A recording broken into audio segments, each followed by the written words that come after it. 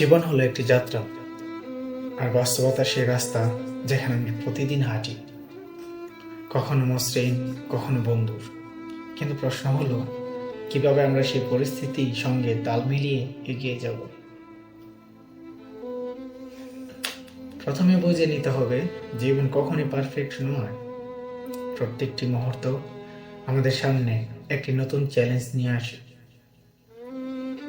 কিন্তু চ্যালেঞ্জগুলোকে আমাদের শেখার ও গড়ে ওঠার সুযোগ হিসেবে দেখতে হবে। নিজেকে বোঝার চেষ্টা করুন, আপনি কে, কি চান এবং কেন চান, এগুলি স্পষ্ট হওয়া দরকার।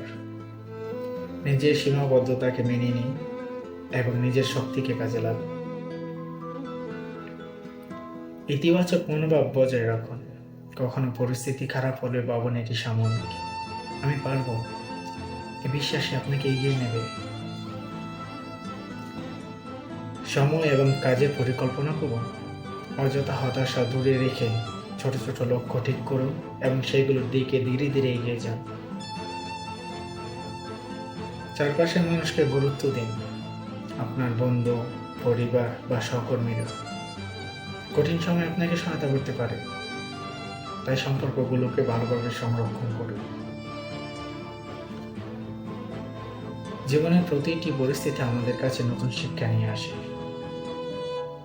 আপনার ক্ষমতাকে কাজে লাগিয়ে নিজের লক্ষ্য স্থির করে এবং ধৈর্য ধরে এগিয়ে গেলে আপনি যে কোনো পরিস্থিতি সামলাতে পারবেন।